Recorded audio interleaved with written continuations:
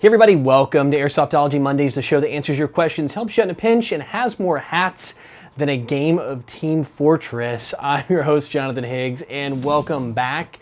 We are here for another great show, and we're gonna get this thing kicked off right out of the gate with the giveaway from last week. If you guys remember, we were doing a second part of our contest for the Tactical Collection ball caps. We got two of them here going to the next winner. Congratulations on Max in the last one. And we got a winner coming up for this one. And this time, from last episode, you were supposed to share the video. And actually, I was kind of surprised. You guys are great at commenting, but sharing like really small numbers. In fact, only 24 shares across Instagram, Facebook, and Twitter. So everywhere I dug around, looked around, could only find that few. So the numbers are really slim, which means you had a great chance if you mashed that share button. So before the show, I hit the random number generator.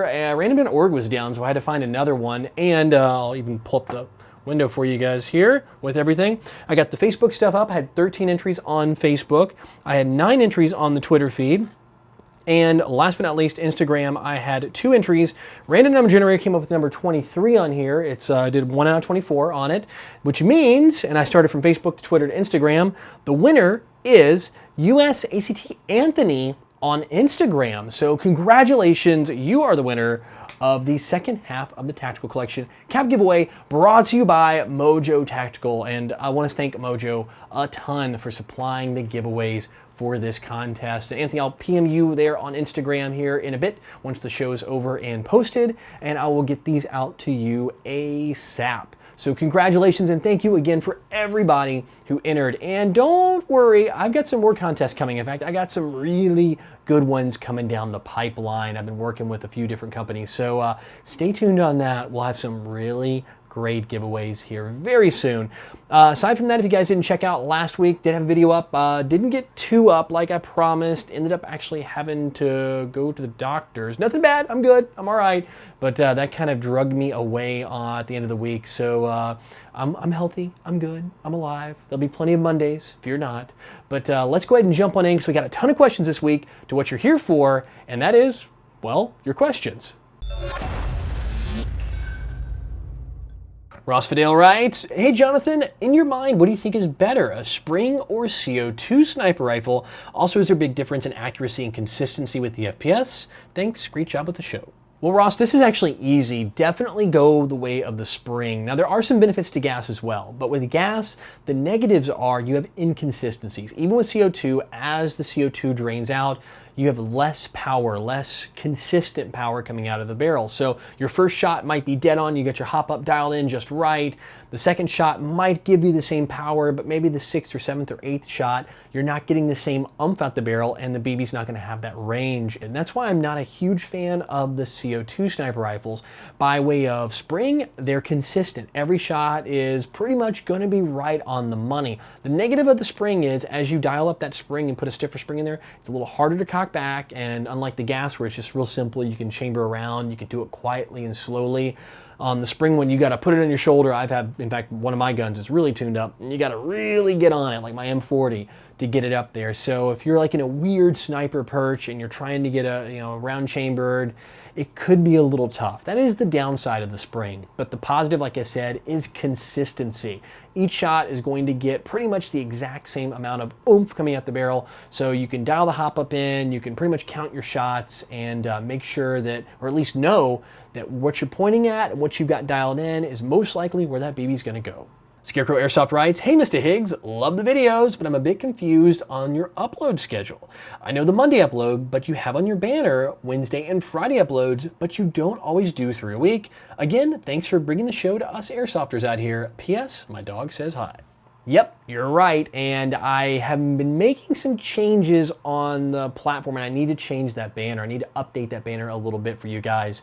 We are going to be going to a full 3 a week, and I really want to get up to even more than that down the road, but I do need to get to that. I've been skipping a few videos, trying to get a backlog. Sometimes I'll get caught up, and then with the summer, you have vacation. Like I was actually on vacation a week or 2 weeks ago, which I'm busting my hump to get videos pulled up for that week, and then I'm playing catch up the week after. That's always how it works. When you come back, I gotta jump into a Monday's video, which I love doing, but you know, it's like Monday, boom, gotta get to it.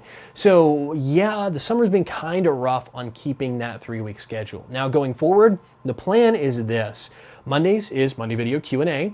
Wednesdays we're gonna have reviews, and then Fridays we're switching over to gameplay. And that's what I've been spending a lot of my time, is getting a backlog of gameplay footage, starting out with Copperhead, Operation Copperhead, and then moving into Broken Home. So we're gonna see that, and that's gonna start here probably in a couple weeks, and then kick off. Now I do have a pretty good log of reviews to get done, so we're gonna be pushing through those. You may have some extra reviews like bonus days throughout the week. I wanna try to get those built up, so when I kick off this new schedule, it stays that way. But again, guys, thanks a bunch for being patient.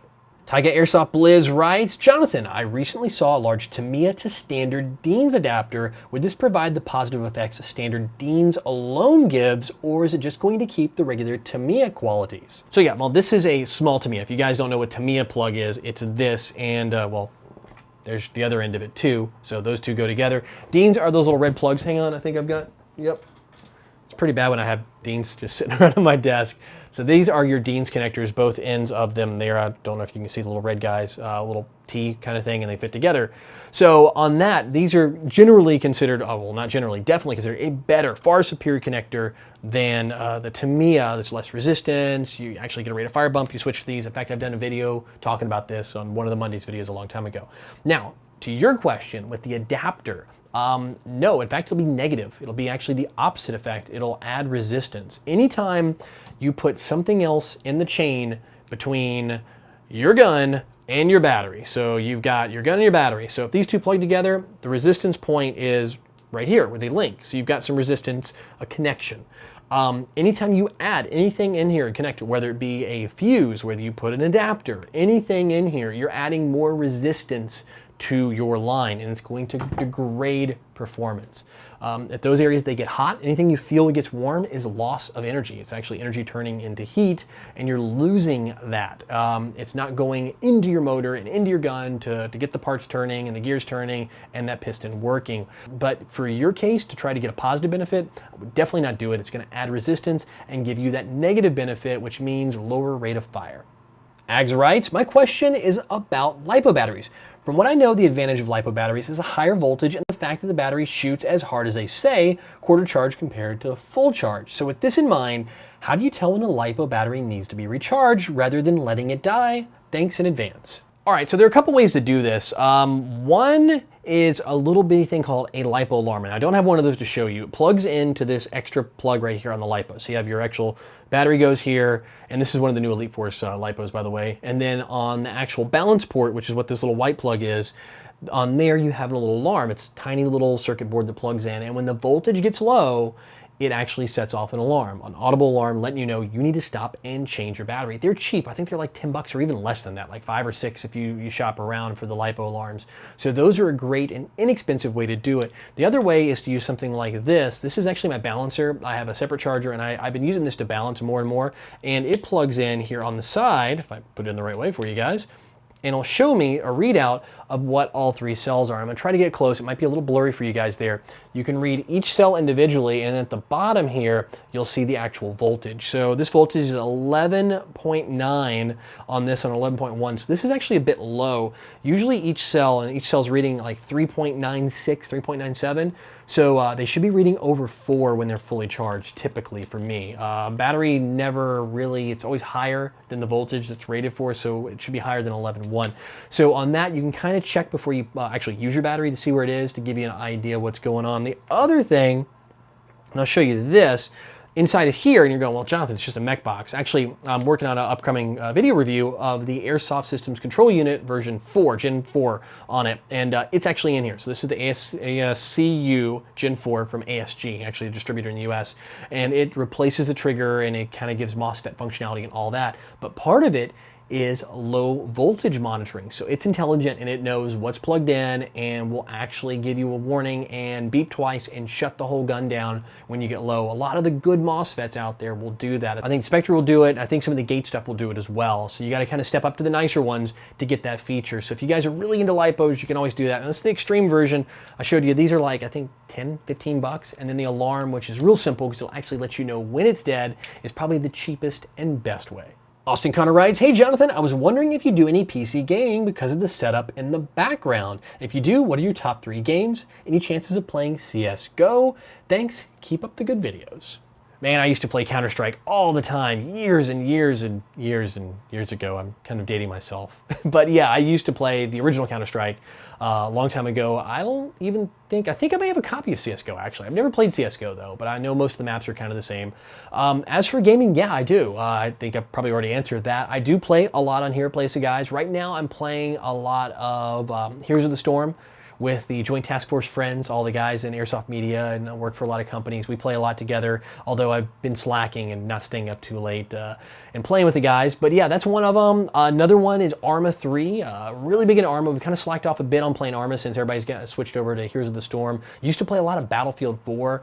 Haven't been on since the latest patch, which has been a little while. So yeah, I need to get back into that. I did get a new gaming rig. Not here, I actually got a laptop so I can I call it an editing machine. It's really a gaming machine, so I can edit on the go or play games on the go. And I probably should get back into playing that. And I want to ask you guys a question, because I do play games. Those are like kind of the top 3, I guess, right now that I'm playing. What are your thoughts on me maybe introducing some video game play on the channel, like Arma, something that has a little overlap into the airsoft world? And I wouldn't get into like Heroes of the Storm and that kind of stuff, but would you like to see something like that, or maybe some Battlefield 4 on the channel, maybe as another day? You were talking earlier in one of the questions about having multiple days on the show. You know, we have like the Monday, Wednesday, Friday, but maybe on a Friday where I don't have an event that I'm putting up, it could be maybe video gaming that day, or mix it in another day of the week, like a fun day Sunday kind of thing, where I should do some laid back gaming with the guys. Let me know in the comment section below. I'm curious to see your interest on that, because it's a lot of work and big hard drives and all that mess to record games. But if you guys want to see it, I'll be all down for it. Like I said, vote yes, vote no down there in the comments.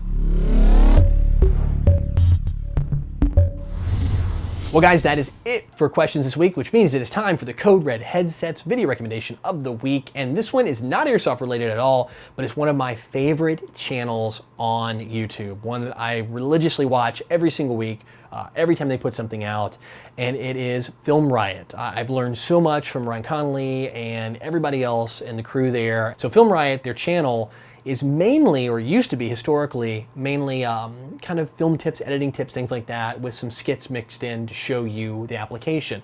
Well, they also have been doing here in the past couple years, really getting heavier into short films.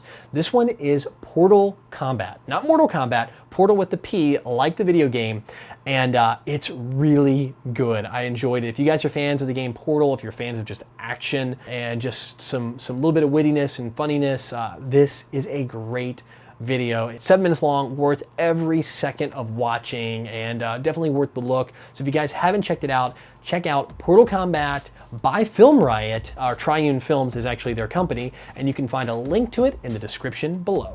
Well guys, that's it for this week's Airsoftology Mondays. And remember, if you want to get your question on the show, it's super simple. That comment section below here, whether you're on mobile or on PC or Mac or whatever you're on, just drop your comment right on down there, put your question in the section, and vote up your favorites. I dig through them. I read every single one every week. I do. And I do, if I can't get you on this week, I'll get you on the next time. In fact, a couple of these I've seen before, obviously, and I'm getting on the show. There's only a few I can get on in the amount of time. But remember, keep putting them down there, keep voting them up, and yours will eventually get on the show. Also, don't forget, let me know down there too, what you guys think about the video game thing.